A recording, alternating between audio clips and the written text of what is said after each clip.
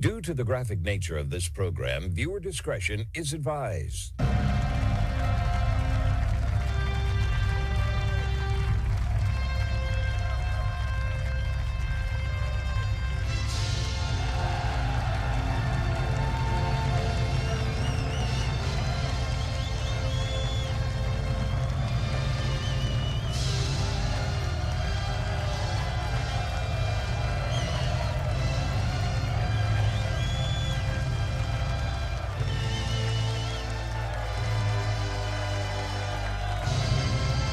Hello, everyone, and thank you for tuning in to today's broadcast. It's the Monday, August 10th, 2026 episode of the Marco Geray Show, the only show where the facts are facts and our truths thrive. Glad everyone on board with me today, ladies and gentlemen, to start off your week the right way. Let's jump right into it, shall we? Let's talk about what's taking place with the Democratic Party in this country right now, today, in 2026. We have seen a dramatic shift very recently. And a lot of these candidates that are running for office, it could be a mayoral race, it could be a gubernatorial race, could be a U.S. Senate race, could be a state house, state Senate race, doesn't matter what it is, local dog catcher. We're seeing it all over the country, ladies and gentlemen. We're seeing the rise of the Democratic Socialist of America. Now, some people listen to this and say, Geray, what's the big deal? They're just simply socialists that really want these programs to make everything better. No big deal, right? But that's not true. That's not true at all.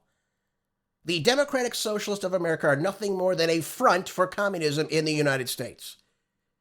We see this in a lot of their policies. Look no further than Zoran Mumdummy in New York City, ladies and gentlemen. Wants a city-run grocery store. Wants to take over all the private housing in New York City. Isn't that nice? Government-controlled housing. How does that work out for everybody? You'll own nothing and love it? Yeah. Free bus rides, free this ride, free daycare, free haircuts. It could be anything. But it never seems to materialize, does it, folks? This is problematic on so many levels, by the way. And this is why I want to talk with you today about these individuals and, of course, the people that are sparking this in America. Who am I talking about? One in particular is this Hassan Piker. We talked about him before. Now, he is Cenk Uygur of the Young Turks, his nephew, I believe, if I'm not mistaken. And he was born in New Jersey, moves to Turkey at a very young age, lives there through his formative years, and then decides, raises a Muslim too, by the way. Not that there's a problem with that, I'm just letting you know that. And then he decides to come back to the United States, attend college, goes to work for Cenk at the Young Turks, ends up going out on his own. He has a following on Twitch now of, I think, about 3.1 million people. And I have the question I got to ask you, though. If this guy hates America so much, and you'll see very soon as to how much he really does hate this country and how much he wants to, what's the word they used under Obama? Transform, right? Transformational was the term, I believe.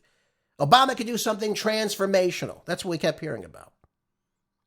And I said to myself, what do we need to transform about the American society? Oh, sure, we want to improve quality of life, innovate, make things better, make better use of our resources. Okay, fine. What does that have to do with changing the government itself or the culture itself or the traditions of America? These people want to upend the United States on its head. They want to tear it down. And they understand how to do this. You know, they come off as stupid, they really do, but some of them are very clever, just like this Hassan Piker, who's called a Marxist streamer. No, ladies and gentlemen, he is a communist streamer. That's what he is. There is nothing Marxist about this guy. It is communism through and through. Now, some people are saying this guy is a bit of a liability now. His far-left anti-American rhetoric provides Republicans with just what we need to go after these Democrats. But again, we have to focus on the issue at hand. These are state races. These are statewide races sometimes. But we have to understand something. Who is running these states already? It's already the far left. The Democratic Party has shifted far to the left. As time's going on, by the way, so is the Republican Party too, by the way, just so we're all clear on that. But this guy lives in Turkey, comes back to the United States, attends college, I forget where he went, University of Miami, someplace like that. And these are some of the things that he has said now. And again, he's backing a lot of these candidates. Francesca Huang. Let's see. Zoran Mumdummy, absolutely. Abdul El Sayed. He's backing all these candidates. And this is some of the rhetoric that this guy actually says. Kill capitalists. Okay, all right. We want more immigrants to come into our countries, and then we're They're going to blank your sisters and then your daughters. We're here to destroy the white race, with another expletive at the end of it. I'll let you fill in that for yourself.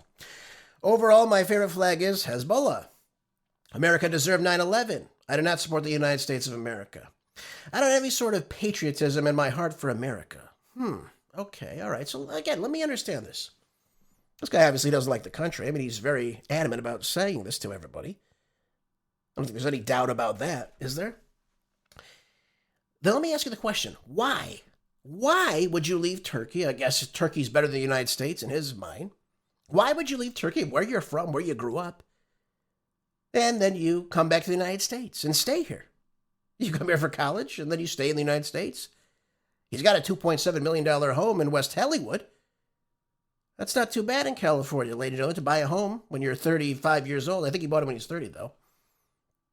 So he seems to be doing pretty damn well under capitalism. But yet, here he is stoking the flame. Isn't that interesting, though? I mean, when you look at it from a purview of just from the outside, and you look in, you say, who are these people that are stoking all this hatred? It's people like the Bernie Sanders of the world, right? Bernie Sanders, who has 3 different homes. He's a multimillionaire, yet he hates capitalism? Why? He's done pretty well off it, living off the government's taxpayer dollars. It's the people with money in many cases that champion this to the American people, the working class people. They sell them a bill of goods that is completely rotten to the core, and they sell it to you as, this is very good for you.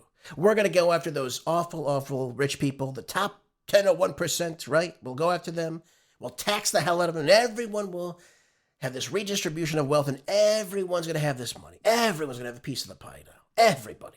It's going to be fantastic. Yet they can never show us any society, any government that has utilized this, where it's actually worked, where the poor people have actually gotten wealthier in any extent. Doesn't happen because it never works. It can't work. How could communism work?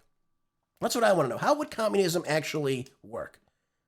If everyone gets the same piece of the pie every single day of the week, you get what's, the government has for you. Government owns everything. Government controls everything. Government can tell us any business what to develop and how much to develop and when they can sell it or not. That doesn't sound like a working model that most Americans would agree with, does it? But they hear the freeze the rent, the free bus ride, the free childcare, the free daycare, the free schooling, the free, everything's free, even though it's all taxpayer funded. That's what they should start saying, by the way. I would love if Mum Dummy got up there and said, taxpayers are going to fund bus rides. How's that sound? Hey, taxpayers are going to be funding now the daycare that you'll all be paying much, much more for in taxation. Wouldn't that be nice? Wouldn't that be good if they actually explained where this money comes from? But the problem is most people don't understand this. They think everything's just free. Everything's on the house. But nothing's on the house. No, there's no such thing as a free lunch, ladies and gentlemen. Nothing. Everything is paid for by somebody. And when we go through this list of, well, we're just going to tax people more, we're going to tax people more, then what the wealthy do, they'll simply just take their money out and put it someplace else. Doesn't matter to them. They can store it in the Cayman Islands for all they give a damn. They can store it in a vault in Switzerland. Doesn't matter to them. Or if it's in New York City, or if it's in Seattle, or if it's in Michigan, and they come up with these ridiculous ideas, they'll just go someplace else where it doesn't happen. Oh, yeah, they'll use their primary residence as Florida or someplace else. Doesn't matter. This is the problem with these ideas. We have to focus on entrepreneurship. We have to focus on things like, for instance, how to innovate more, how to create more, building new ways to create technology and utilize it. Create more jobs. Wouldn't that be nice? I would love it if these Democratic socialists came out and said, we're going to get you all jobs. No one's going to get a free ride. Everyone in New York City is going to have a job. Vote for me. How many people do you think you would get vote for him? Not too many. Not too many, folks, unfortunately. We're way past that. There's so many other problems with all this. Not even just this Piker guy that he, has this communion with a lot of these Democratic socialists, of course. But this is scary. And the reason why it's so scary is because these people actually have platforms that people actually tune into and they buy into this nonsense. But it never ends up working. That's the problem. That's what most people don't fill in the blank with. They feel like everything is going to be just fine if we just elect Mum Dummy. Just elect him. All my problems will be solved. By the way, what has he solved, by the way? What has Mum Dummy actually solved since the beginning of this year in New York City? Are people wealthier in New York City that I don't know about? I don't think so. He can't get the free bus rides yet. He can't figure that one out. Couldn't pick up the trash. I think 19 people froze to death under his stupid edicts not to shelter the, what do we call them in New York City? The unhoused? I don't even know what they call them there. The unhoused people. Let them do whatever they want. Let them live on the streets. Let them freeze to death. It's okay. That's fine. No, what it is unbelievable. This is far left frameworks that are trying to, again, attack capitalism, of which all these politicians and, of course, the people that promote them, right, the Hassan Pikers of the world, the left-wing media talking heads, all the ones that push this nonsense, to some extent, by the way. They all do pretty damn well, don't they, folks? The leftists in Hollywood, don't they do pretty damn well? What do you think, they're going to give up their wealth and equally distribute it throughout America and live like that? Of course not. Of course not. It's never going to happen. It's all part of the plan to, again, change the thinking of Americans. That's what it comes down to. That's part of the problem. People think that this crap actually works. And when you have a populace that is, again, folks, I hate to say it to you, the IQ scores are dropping in America. We know that's true, by the way. Just dipped down to, I believe, 98 within the last couple of years. It was 100 at one point, which, again, is an average IQ. But it's dropping. And the reason it's dropping is because we have a crappy public schooling system, which I'm very familiar with. Spent 11 years as an educator. By the way, I worked in many great schools, too, by the way. There are many great students out there. There's many bright students out there. But we don't educate in a way that gets people to think. That's the problem. Think for themselves. Learn how to write cursive or write their signature. They can't do it. The kids today can't do that, by the way, because they never write. So everything's on a keyboard. And the phones are a distraction. The laptops are a distraction. The iPads are a distraction. The AI, print out this essay for me. Here's what I got to do. Regurgitate it for me. The learning is not valued anymore. That's another big problem. You could have nothing. Nothing. You'd have textbooks and loose leaf paper and a pencil. And you can get people to think. You get them to react, to debate, to come up with good ideas, problem solve. You can do all that. You don't need all this fancy stuff. You don't need no whiteboard. You don't show videos all the time. You have to get people to learn how to think. We don't do that anymore. And when the brain stops being creative and starts imagining, by the way, the amount of kids that read today is at a record low. I was listening to a professor speak yesterday. He said, and this is a guy at Johns Hopkins, and he said he has kids that enter his class that the majority have never even read an entire book in their entire lives. And this is at Johns Hopkins. Why does this happen? Because people don't value learning anymore. And they have the iPhones, they have the iPads, they have the video games, the television screens, the this and that. And they don't value learning. It's just not important to them. It's not a priority. It doesn't matter. And when we stop dreaming, when we stop being creative, when we stop desiring to learn, to make things better for your fellow man, I don't know what we get, folks. I can tell you it's nothing good. But this brings me back to now why these leftist candidates seem so appealing. You go through high school, you try to get a job. Maybe you get a job, maybe you don't. Maybe you go to college. Maybe you get, $200,000 in debt. And then you come out expecting a good job, and then nothing is there. Well, who are these young people turning to? They're listening to the Hassan Pikers. Hey, well, it's capitalism's fault. Capitalism has failed you. The only thing that could save you is communism. And because these very wealthy people have made it through, they're so lucky that we now have to tax the hell out of them. Don't you agree we have to tax the hell out of them? Of course you do, because you're not getting taxed. Or at least so you think. But it never, ever materializes. That's the problem. And a lot of these Gen Zers right now, especially, Millennials, Gen Zers, but mostly the Gen Zers right now. These are the up-and-coming young adults right now. And they are upset that they're not making it. And to tell you the truth, I don't blame them. But that has nothing to do with capitalism. That has to do with the way government is running the free market. That's the problem. That's what most people don't understand. When you have big, bloated government with all the red tape in the world, all that you can imagine, by the way, it'll be even more if the democratic, socialist, communist take over the country. It'll be, done to a T. There'll be no shortage of that, by the way. Tax this, tax that, tax the air you breathe. Tax this, tax your gas tank. They'll come up with every single tax they can come up with, by the way, just to extort more money from you. Isn't that interesting, too, by the way? They love to tax the hell out of people. Think about all these new ideas on which to do so. And then they complain that you don't have the money, that it's the market's problem. No, it's the government's problem. The government is the problem. It's not the market itself. The market works itself out, ladies and gentlemen.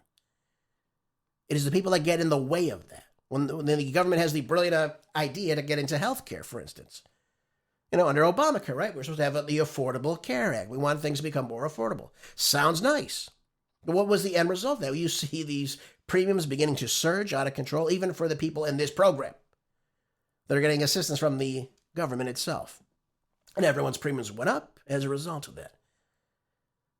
Even a single payer, I believe, was up from when it started, 20... I think when they had the figures in 2011 till present day, I think it run up 70-ish% for just a single individual program. The four-family program was even much higher than that. But this is because government gets involved. They don't understand this. When government gets involved in something, it ruins everything. So let the market work itself out. And you as the government should say, okay, what can we do on our end just simply to make the production much cheaper? That's what the government should be doing, and they never do that. They try to get involved. They try to, pass freezes or do this, do that, subsidize this. It never works. It never works, and the reason it never works is because, again, they're not working with the markets, and they end up destroying everything. And that's true for everything they do. Every single thing they do, they continue to destroy, sadly enough. So this worries me, obviously, because we have so many of these candidates now that dislike the country. Again, Francesca Hong comes out and says we need to cancel Thanksgiving. We can't have a day of thanks in our country. Thankful for what we have, thankful for the country we live in, thankful for our families. We need to cancel this, folks. This is their plan. Destroy the tradition. It's very Maoist, if you will.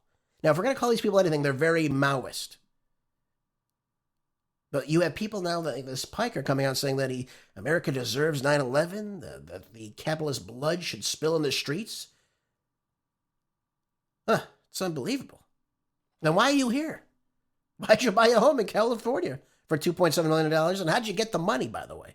Oh, it was through the capitalist program, of course.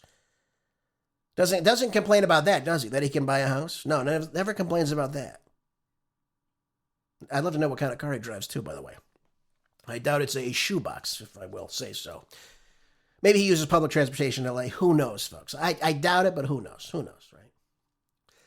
But, Bernie Sanders, another one. 3 houses. Makes out pretty good. Yet he complains about capitalism every single day he's asked about it. Never says one positive thing about the free market. Never.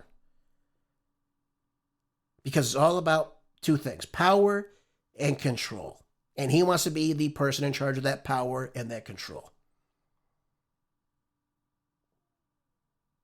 So young people, they need to be very aware that while this sounds great on the abstract, it's very, very deadly once you cross over this.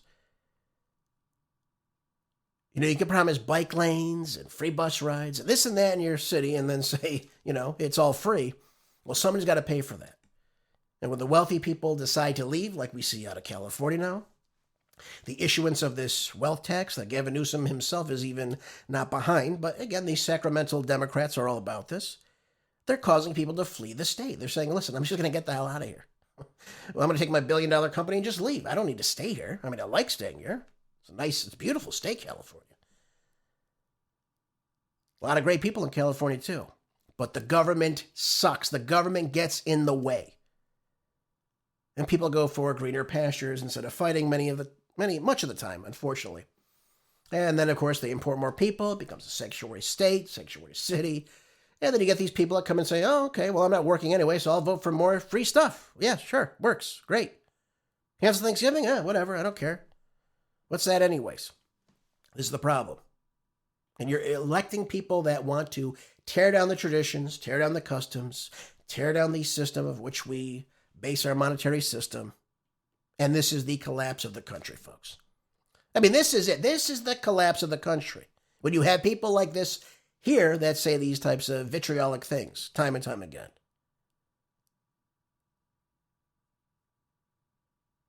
But yet he has the free will to say this, doesn't he, folks? No, he doesn't say anything about the freedom of speech, does he? Yeah, just the capitalistic system, of course. Yes. We hear it all the time, folks. All the time.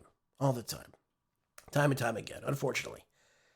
But Bernie Sanders himself was asked, what was he on?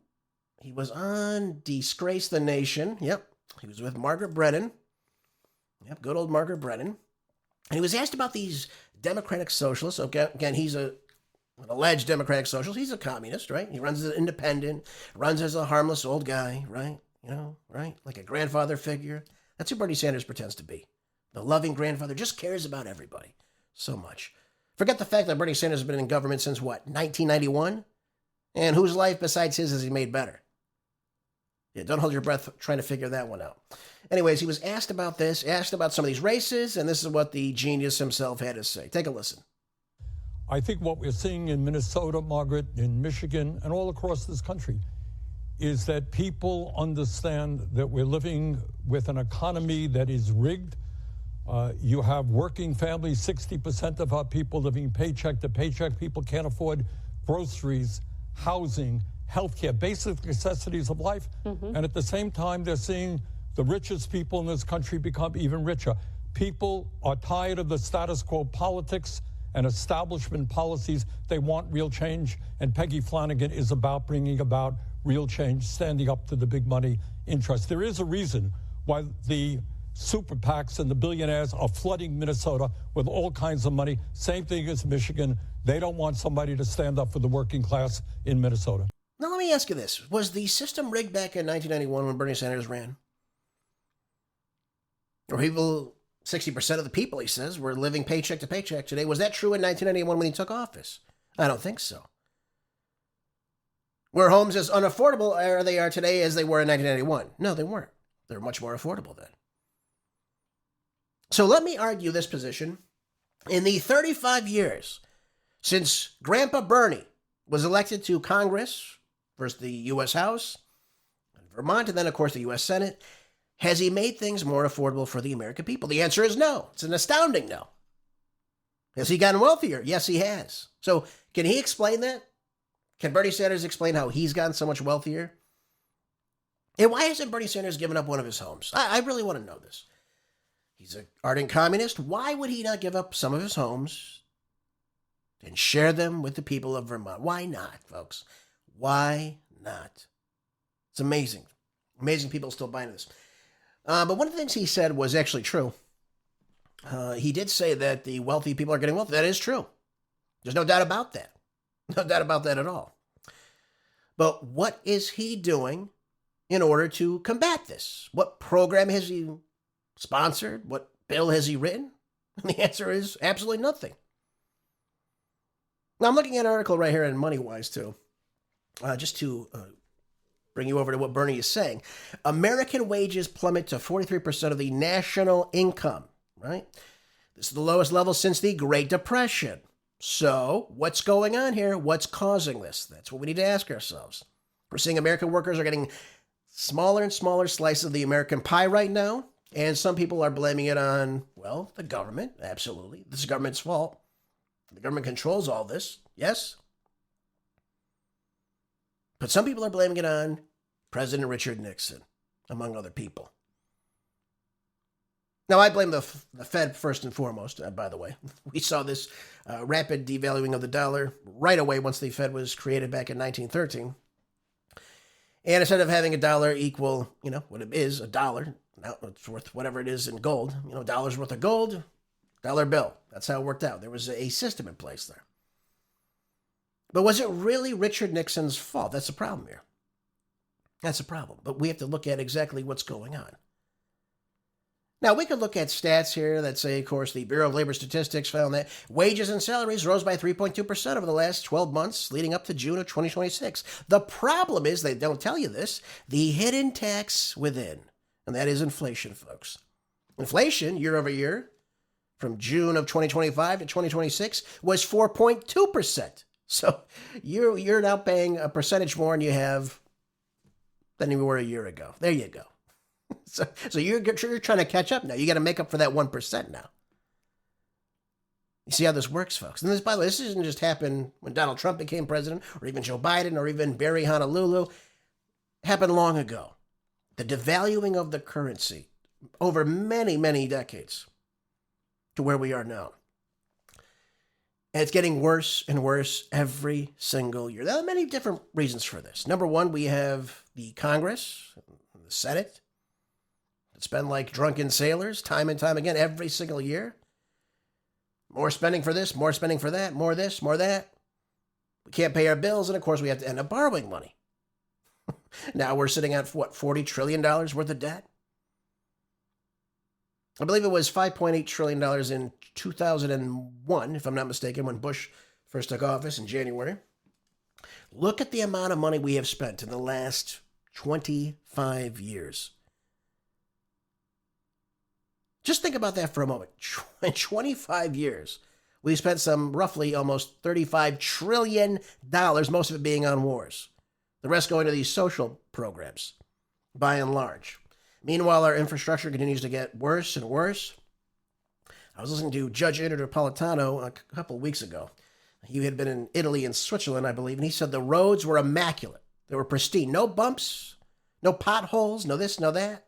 Not a piece of trash anywhere littered on the streets that he was on. I mean, here, ladies and gentlemen, you can't go down the street without seeing cracks or potholes or trash or whatever in this country, certainly not in our major cities. So how could the richest country in the world have so many different potholes all over the place? This is the part of the problem, because we're not spending it on things we need. Education, infrastructure. We don't spend it on that. No. We spend it on what else? Well, we have a lot of the politicians digging their hands into this fund, this slush fund in which they find themselves time and time again. There's no doubt about that. But it goes to a lot of these programs. Think about the programs, for instance, you have the high-speed rail in California. How many billions of dollars has the taxpayer funded on this? Tens of billions of dollars. And where has it gone? What has been done with this project? Nothing. They don't even have a track laid for it. So who's getting the money? Where's the money going? We don't know. Then you add in a lot of these NGOs. They get a lot of this government grants, of course. Lots of money goes into that. And these people help usher in illegal aliens into the country. That's a big problem, folks. Bringing in more people in the country when you don't need to do so. That are unchecked, unfettered, just come into the country. They bring their whole family along with them. These actions have consequences. And nobody seems to do a damn thing about it. That's another part of the problem. So I'm very concerned about, people's wages. Of course, I want people's wages to rise, but we also need inflation to lower significantly. That's part of the problem. But when we really hone into the real problem, we have workers are producing much more than they did a decade ago. That's undeniable. But their pay has not kept up, to say the least. So what happened? What's the problem? Why are people poorer today than they were, some 55 years ago? What's going on? Now, a lot of people, again, point to, as I said earlier, President Richard Nixon taking the United States off the Bretton Woods system. This is, again, one of the things that people most point to. They said that, obviously, this is a system that took us off any semblance to the gold standard itself, even though that was FDR that took us off the gold standard and, of course, confiscated everybody's gold, ladies and gentlemen. Just so you're clear on that. That was FDR. And by the way, Richard Nixon was dealing with high inflation at the time, again, due to the war that we shouldn't have been involved in Vietnam, of course, and what have you. But this taking us off of the last known tie to the gold standard, if you will, or any, again, connection to gold, was a big problem. Why is that a big problem? Because what Bretton Woods did, by the way, just so we understand this, the system allowed foreign governments and central banks abroad, not private citizens or companies, because FDR outlawed that and took all the gold from everybody, but it allowed them to redeem U.S. dollars that they had for gold for $35 per ounce. So in other words, if Japan's central bank held $1 million in U.S. dollars, it could legally demand $1 million worth of gold. So we had to produce that gold. You had to have it.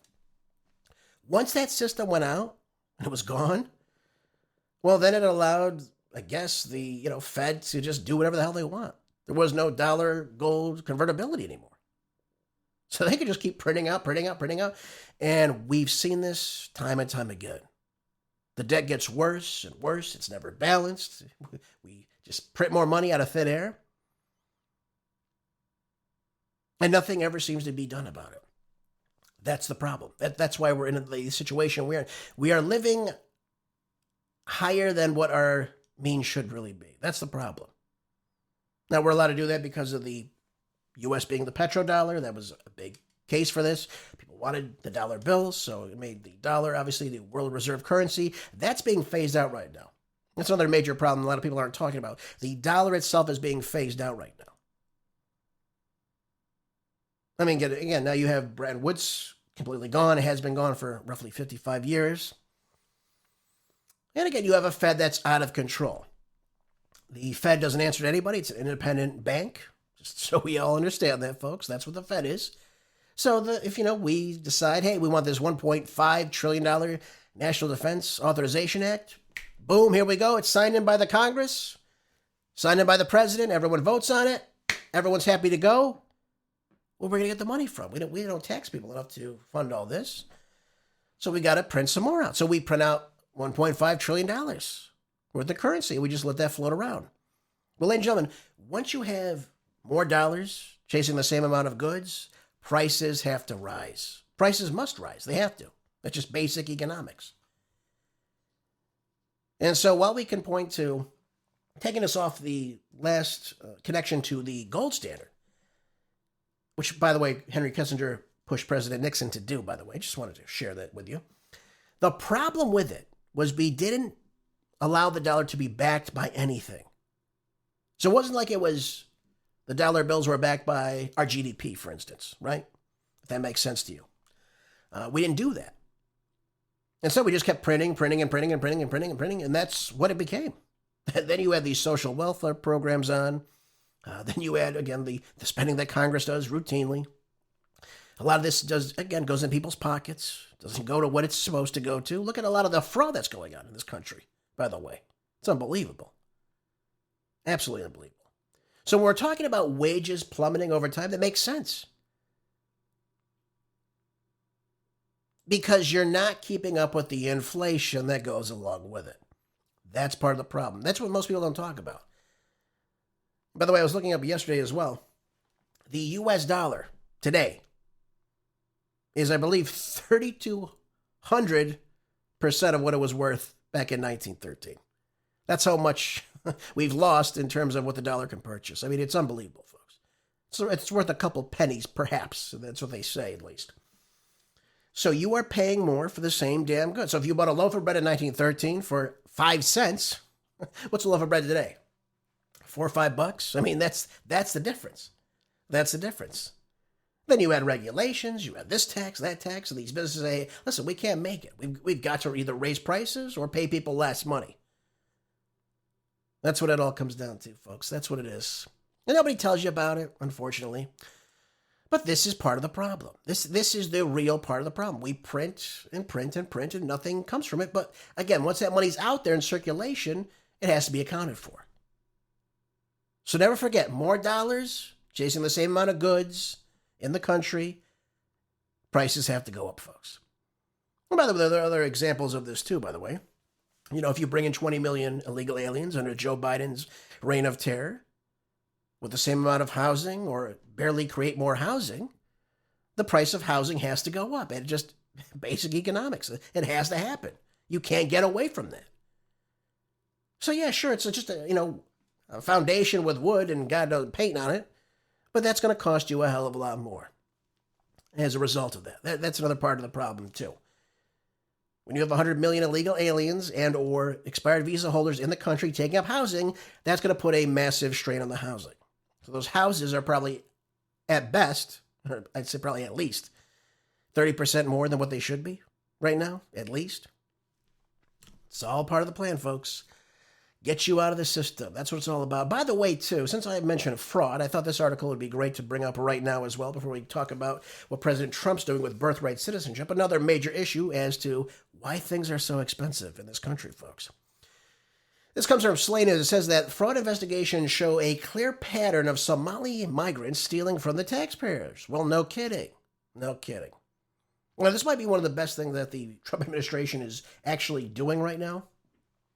And it says here, Vice President J.D. Vance said that the Trump administration has now uncovered patterns of fraud spreading through certain migrant communities as federal investigators target schemes that have drained billions of dollars from taxpayer-funded programs.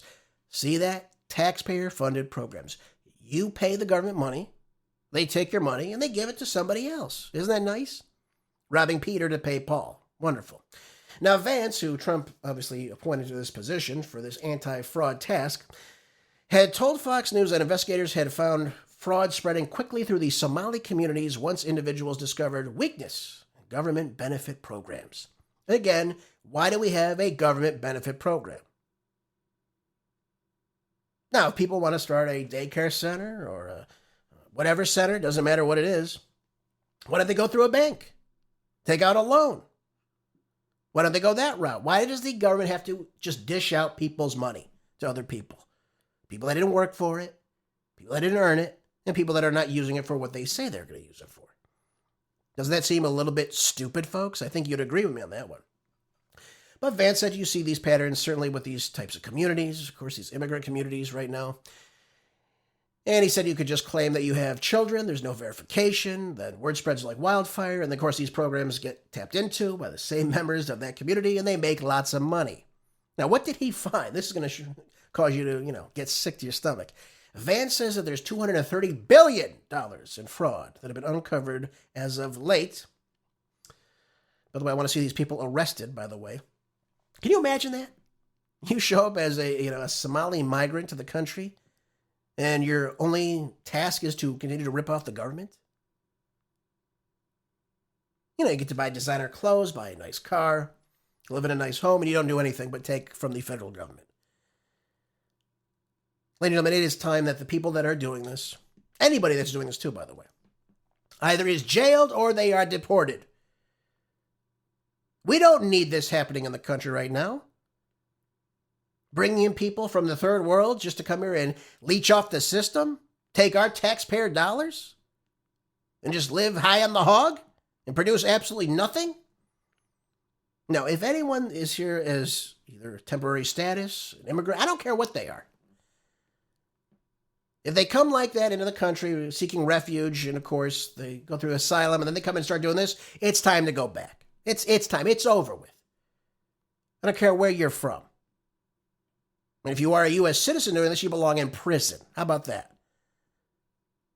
How does that sound? I think that sounds pretty damn good, to be honest with you. Now, federal officials have also said that they've stopped another $55 billion in payments from reaching suspected fraudsters. Again, they need to be arrested. And again, if they're not from the United States, they need to be deported. Okay? That's the route they need to go on. You will be deported if you are caught doing this. 100%. Now, Vance said preventing fraudulent payments before they leave the government is critical because recovering taxpayer money after it's been stolen is extremely difficult. Give me a break. They can't trace this money? Seriously? Are you serious? Of course they can figure it out, folks. Of course they can. They just don't want to do it, unfortunately. But they can definitely find these people, where the money's going, who applies for the program. I mean, again, come on. It's got to go somewhere, and you follow the paper trail to it. That's how it works. So I want to know what Mr. Vance is going to do about this. Right, we've heard about the hundreds of hospice and home health agencies suspected of fraud in the country. We know this. Minnesota, California, you know the routine. Same old script. But we need to get people that have done this brought to justice. So I want to know how many people he's actually arrested from this. How many people has he actually got We see that there are federal prosecutors bringing new fraud cases. I'm glad about this. How many? By the way, we got to waste so much damn money on this too, by the way, that we're, again, you and I pay for. Because they have to get these charges brought on. Right now, they said last week, prosecutors charged 19 defendants accused of schemes involving more than $4 million in claims submitted to both Medicare and Medicaid. Yep. Pennsylvania Attorney General Dave Sunday also announced a plea agreement involving the final defendant in a previously charged 21-person case involving more than $1.7 million in claims. That's, again, it's another major problem. And by the way, we saw this with COVID, too. People making random claims, going on and doing this time and time again. Some people were arrested for that as well. So now the Department of Justice has expanded its healthcare fraud strike force to conduct these operations as authorities increasingly focus on home health agencies, hospice providers, and other businesses receiving these federal grants. And they absolutely should. But listen, the problem with this, if the government is actually going to continue doing this, which, again, I don't think they should, then there needs to be extreme vetting before anything is even done, and there needs to be massive oversight when this program is supposed to be happening. So in other words, you make sure that if there is a hospice provider program in Minneapolis, California, doesn't matter where it is, that you are actually overseeing this. If it's an educational center, you're overseeing that the program is actually working to do what it's supposed to do. And they're vetted. Right from the start. If the government's going to do that. Now, I think the government shouldn't be involved in it, to be honest with you. That's my take. Of course, it's still going to go on, but obviously we can't even control this own system. And I'm sure, ladies and gentlemen, as sure as I'm sitting here talking to you today, there are much more than just 19 people that are ripping off the government. This is in every single state. Yes, we have these hotbeds where it happens more. But something needs to be done, folks. $230 billion wasted of taxpayer dollars. It's amazing to me, folks. Absolutely amazing that this continues to go on. We've seen the independent journalist Nick Shirley again going from place to place saying, hey, this is says it at a daycare center. I've seen nobody go in all day. Try to talk to people that run it, allegedly, and they just, try to get away from it, of course. They don't want to answer questions. So Vance, yes, he's doing a good job on this. It needs to improve, though. We need to get this money back, and the people that do this need to be held accountable. That should be the end result of this. And if you're here as, an immigrant, you are now deported. We need to take a hard line on this. They need to be deported. They need to go home. They don't belong here. Certainly, I don't think any sane person would believe that they should be doing such a thing. All right, let's move on. This is out of Time magazine, ladies and gentlemen. This is a great article. Again, I think Trump is on the money on this one, even though the Supreme Court deems it otherwise. And it says Trump seeks to restrict birthright citizenship with new executive order. So we know that SCOTUS shot this down. All right, and then obviously, I guess they don't understand the language of the 14th Amendment. I've read it to you time and time again. I won't do that again today, but Trump is now taking the matter in his own hands. And he should. He should. This is one of the stances Trump takes that I'm with him 100% of the time on. He's absolutely right about this. Now, he's trying to stop this false reinterpretation of the constitutional guarantee that just gives everybody born on American soil birthright citizenship. And, the problem with this is that the 14th Amendment, which everyone cites to use this for, where this is written, it doesn't say that just because you are born on the soil that you automatically become a citizen. Now, that's how it's been interpreted by many left-wing justices, pundits, you name it. But this is a problem. And by the way, the authors of this, by the way, never intended it to be so as well. This is part of the problem. So this greenlights illegal aliens, these mothers that are very pregnant, come across the border, their child is born here, and they say, well, my child's a citizen, therefore I'm coming across too, and I'm staying here. We used to call them anchor babies. That's what it is. That's what it comes down to. But the amendment itself had nothing to do with this. The amendment itself never said anything about illegal aliens. It never says that at all, by the way. By the way, there's also more than one provision in the amendment itself, and that, of course, is you are subject to the jurisdiction thereof. Now, I know people hear that and they say, no, Gerace, it means that, if you're born on American soil, you're subject to the jurisdiction. I say, no. If you read the amendment very clearly, and we obviously understand the English language, we understand that there is a comma there.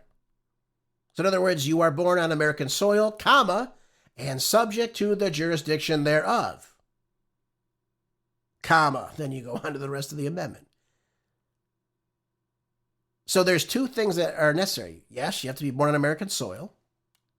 But two, you have to be of the jurisdiction. Therefore, one of your parents at least, and by the way, I think it should be two parents, but nonetheless, it's one parent has to be an American citizen at the time of your birth. That's how you are a natural-born citizen in the country. But we're not following that, folks. We're not doing that. We haven't done it for quite some time, sadly enough. And this opens the floodgates again to children of parents that have come to the United States that are non-citizens, have children, and then they're all automatically granted this citizenship in the country of which their parents have no allegiance to. That's part of the problem. Subject to the jurisdiction thereof means that, again, you have no allegiance to a foreign nation. That's what it means. And so Trump is right to shut this down and to figure this out. And the Supreme Court should have, again, ruled in his favor because, again, he's right on this. The language, is very clear. I've said this to you so many times now. But something needs to be done about this because this is increasingly becoming a bigger problem. Again, when we see, especially with the amount of illegal aliens that have come into the country, these people are getting automatic citizenship in a country in which they don't belong in. They are essentially citizens of a foreign nation. That's what it really comes down to. Here's President Trump, though, over the weekend talking about just that. Cracking down very big crackdowns, and this will give us the right to do it in a much more forceful manner. But they've taken birthright citizenship and they've made a joke out of it. And we're actually the only country of size, I think just about the only country, period, that does birthright citizenship. I thought we were going to win it at the Supreme Court. Unfortunately, we had a bad decision, very unfair decision. Our country suffers because of it, and we're ending it a different way. So, again, a good position. So one of these new orders applies to the children with non-citizen parents, with at least one of those parents being an alien enemy. That's what the language in the text says. So in other words, a foreign government employee working for a foreign government while in the U.S., or someone who is engaged in commercial transaction to purchase or access birthright citizenship. So in other words, children of foreign diplomats are already excluded from birthright citizenship, and the new order broadens and covers that category. Okay, fine. That's what was already said in the original statute. But now the order also restricts birthright citizenship for anyone born to non-citizen parents in a U.S. territory or territorial waters where citizenship is not conferred by a federal statute, such as American Samoa, Puerto Rico, Guam, if you will. So this is the path that he's trying to take. So the other orders, again, single out the practice of foreign pregnant women visiting the U.S. This is a big one. We just talked about this. To give birth. And this is why we need to vet people who come into this country. That's why we can't have a wide open southern border. This all is part of the problem, folks. If you don't secure your border, how do you have any sovereignty? How do you allow this birth tourism to continue to persist time and time again? And really, again, just like we've heard about these fraud claims, just simply trying to cheat the system. So because your child is a citizen now, you can come in the country too, by the way, and stay in the country and remain in the country as an illegal alien to a child that has no connection to the country. And this is, again, all part of the problem. We allow these cracks in the actual statutes to tear down the country. And it should never have happened like this, folks. So my estimation, first of all, we need to complete the border wall. That's first and foremost. We need a physical structure between the United States and Mexico. It has to happen. We should have boats, again, acting as security purposes on these, the southern seas, near San Diego and what have you, to ensure people aren't crossing in Florida, you name it, the Gulf of America, Eastern Seaboard, that this isn't happening. This has got to stop. Anyone detained needs to be brought back. That's how you do these things. Again, if you're caught here doing this birth tourism, you're sent back to. Your child is null and void as a citizen. That's how it's got to work. And, I think it's interesting, too, as at the time when we have what is called a real ID, which, by the way, I was never really in favor of. From what I know, they have chips now in these identification cards, okay? But if we have a nation where everyone's got to have an ID, again, you have to have an ID, and you don't have the means to do so, I mean, what would that tell us? That, you're not supposed to be here.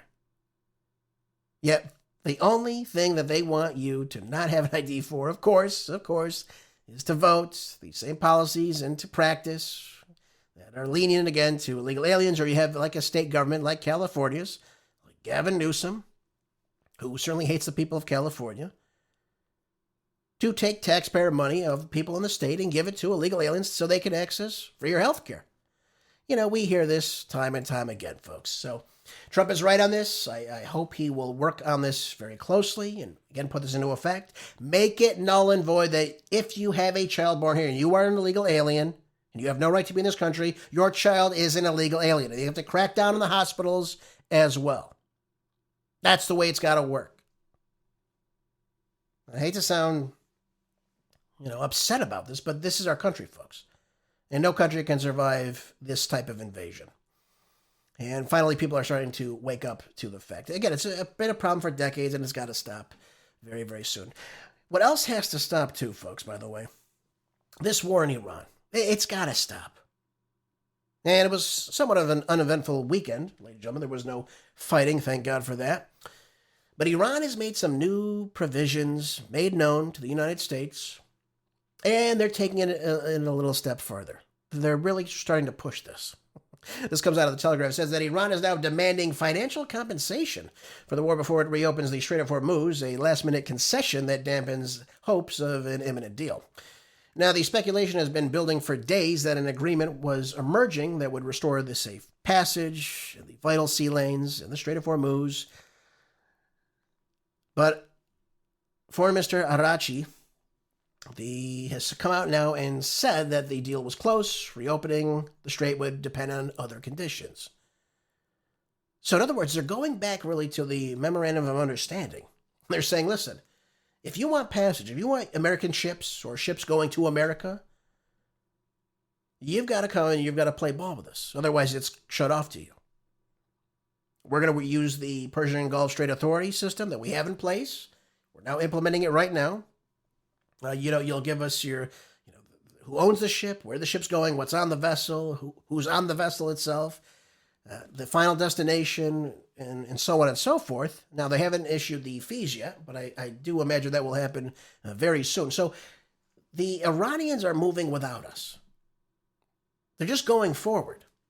They're not waiting for the United States to come in and make any more deals and whatnot. They're moving forward with this controlling and this militarization of the Strait of Hormuz, which, by the way, is legal for them to do because it is territorial waters. Whether we like it or not, folks, it is territorial waters. That's international law. You can't get around that. So the Omanis are involved in it, and the Iranians. They've come to the table. They've agreed upon this. But now they said to the United States, they want compensation in the form of reparations to Iran for the war so we can open up the strait for you now. Otherwise, we'll keep it closed. Doesn't matter to them. Now, again, it's not clear what form that will take, as the U.S. is not known to be engaged in any type of action against Hamas, Hezbollah, or the Houthis. But this, again, is a growing problem right now, especially with the aggression against these proxy groups, as I just mentioned to you, happening right now. So, again, I think what they're going to do, this is just my take on it. I believe what you will see moving forward with this, you will definitely have the Iranians saying, listen, so long as this war in Lebanon goes on, this war inside the West Bank, this war inside of Gaza, we're just not opening up the strait to you. Nothing will go through to the United States. Now, that's going to be, again, detrimental to our economy. Absolutely. And I think this is a pressure point they're trying to put on the United States to say, listen, we know your economy's struggling, which it is, by the way. We know that you have supply chain issues, especially with the sour crude oil. You're low on the aluminum, you're low on the helium and the urea and the sulfuric acid and the liquefied natural gas. We're just going to shut this off to you. That's the route we'll use. And, if you persist, we'll make sure that the Saudis are bogged down in the Bab el-Mandeb Strait on the other side of the Arabian Peninsula.